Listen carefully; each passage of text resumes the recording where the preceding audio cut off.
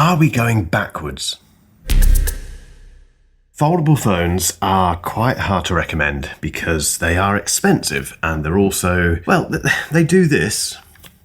I've talked about this a lot, but they open up like that. They give you a great big screen inside, and you need to have a reason to use that screen to spend north of £1,500, $1,500. They're very expensive, and you just need to know what you want to do with them to make them make sense, if that makes sense.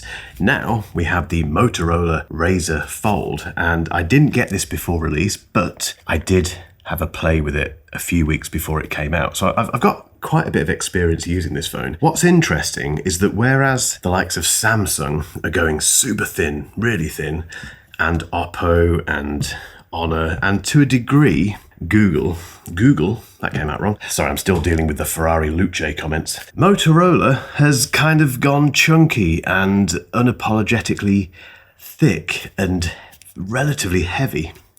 Why?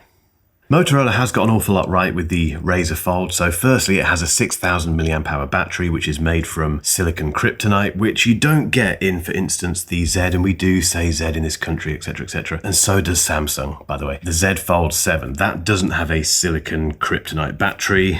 The Oppo Find N6 does, the Honor Magic V5 and V6, etc. do. Motorola has jumped on that bandwagon, and that's a good thing because these phones are fairly power hungry. The other thing it has is a 6.6 inch outer display, which is pretty much perfect. Again, I've talked a lot about this, that a lot of foldables, well, in the past had very narrow front screens or way too wide front screens, which meant you never really needed to use the internal screen because the front one was so good. This one is bang on, I think. It's wide enough to get stuff done, but it's not too wide to make that pointless, which is very good. We have an 8.8 inch inner screen, going back to that, so this beautiful great big canvas here. The bezels aren't too big. It does have a cutout for the camera there, which is fine. I don't need to talk about the resolution and the nits, etc., because they are, in fact, what is it? 6,000 plus nits? Is that true? Who cares? These screens are just incredible these days. The battery, the screen. I'm not going to talk about the performance either because it has the latest Snapdragon, which is fantastic, so it does all that stuff, which is brilliant. They also have stylus support on this. So Samsung famously dropped the stylus from the Z Fold series, which didn't go down particularly well. Who knows? Maybe we'll see that again.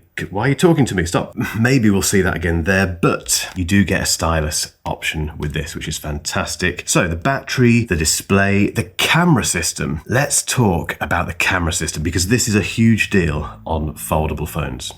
Today's sponsor has got me thinking about something that I've never really considered before about VPNs. When you use a regular one, you're not really hiding your activity, you're just moving who can see it. Your VPN provider can see both who you are and what sites you're visiting. You're trusting them not to do anything with that information, but the data can be leaked or requested. Obscura VPN is built differently, and I've been using it for the last few weeks. It physically cannot link your identity to your internet activity. Even if someone asked Obscura for your data, there's nothing there to hand over thanks to their unique two-party design. Its stealth protocol works in places where other VPNs get blocked. You can block trackers and malware, and the whole thing is open source. So if you're the sort of person who can check that for yourself, you can. It's currently available on iPhone, Mac, and Android. Best of all, to sign up, you don't even need an email address. Just click that link below for 25% off, or go to obscura.com/Mark and use code MARK at checkout. And you can get started right away. Obscura is my VPN of choice now.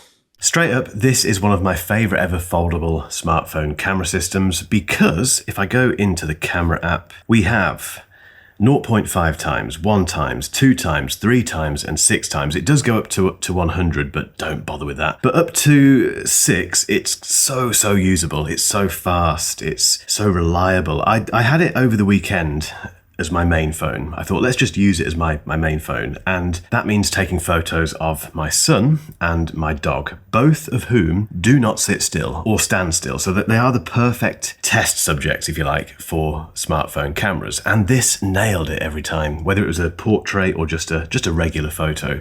Those two came out beautifully. The photos are just contrasty. They're very pixely. I've talked about this a lot in previous smartphone reviews, but I'm a big fan of pixel photography, and over the years it's kind of softened slightly. on Pixel devices. So it's become less contrasty and less dramatic, I think. Whereas if I think back to the Pixel 4a, which was my first ever Pixel experience, I loved the camera system because you took a photo and it looked dramatically brilliant straight away. It's not everyone's taste at all, but I'm fairly sure that look, that kind of color profile and contrast, etc., has inspired other smartphone manufacturers to do something similar, because they are very pleasing straight out of the camera. These photos you've seen now are just completely, one click affairs. There's the photo, no messing around with it, and for me they work beautifully. And again, there's no compromises here. So because we have a fairly thick phone, it can have a big camera bump and it can have a big camera module inside. And because of that, the camera system is fantastic, particularly when it comes to zooming. That's the one thing with the can't even say it now, the Z Fold 7 that has been frustrating. The zoom isn't fantastic. The main camera is awesome, but the zoom it needs to improve this year. That's not the case with this. Now, this phone isn't perfect. Obviously, no phone is. There are some compromises that come with the Razr Fold. The first one is the size of it. It is a beautiful looking phone. I will say that. I think it's a very attractive device. I love the textured finish on the rear casing. The camera bump, although it's quite big, I think looks good, and it kind of gives you a hint of how good the camera system is. But if you put it up against the Z Fold 7, more importantly like that, it's a chunky phone. It really is. And as soon as you get it out of the box, you do feel the weight. However, I do wonder if that's partly a reviewer problem, because I use this quite a lot and I've used that quite a lot and I've been using that a lot as well. So maybe because I've come from those fairly thin, relatively light foldables, coming to the Razr Fold, it's more pronounced rather. I don't know if that may or may not be the case, but I think regardless, it is technically heavier and thicker than most of the other foldables on the market. Motorola don't seem to care about that. It's unapologetically big, but it is a compromise, absolutely. You can feel this in your pockets. If you put it in your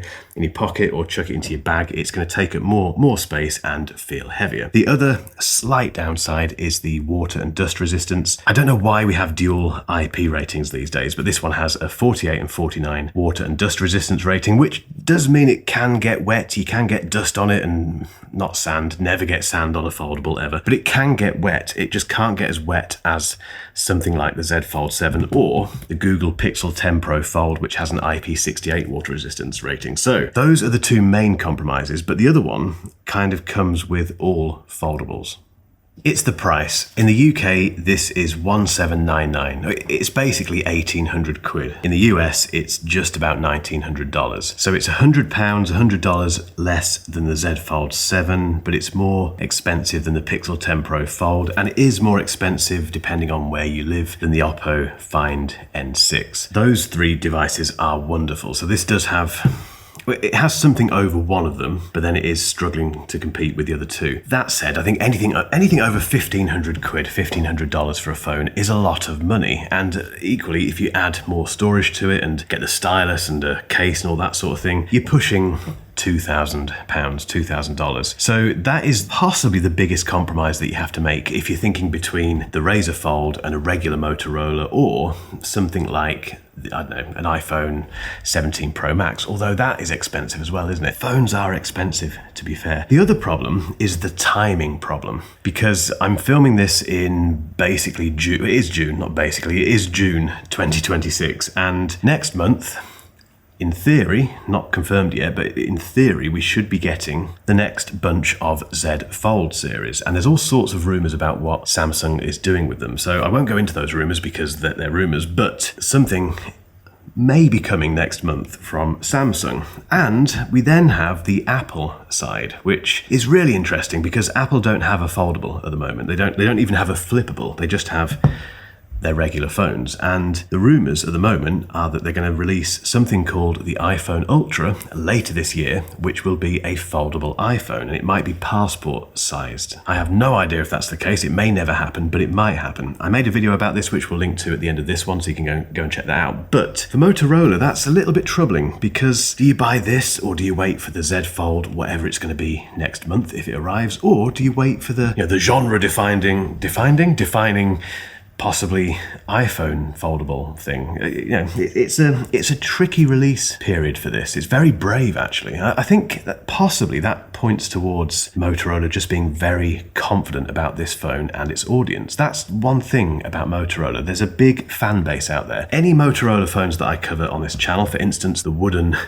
flip, what's it called? It's the Motorola, I can't even think. They've got so many phones. This that's made out of wood. That, for instance, the Edge, all the phones that I've covered on this channel from Motorola bring in a pretty big audience. So the fan base is there, and if that fan base has been waiting for a foldable, here it is. And I do love the fact that Motorola doesn't seem to care about the weight. Well, I'm sure they care about it, but it's a case of just saying, okay, ours is a bit thicker, a bit heavier than the rest of them, and it's got a big, great big camera bump like this, but that's what it is. If you want a really good camera, a good battery, and just a great device to use overall, it's going to be a little bit thicker. Guys, it's over to you. I want to hear from you in the comments. What do you think about the Razr Fold and foldables in general? And if you've been watching this channel for a while and you haven't hit that subscribe button, you know what to do. See you down there.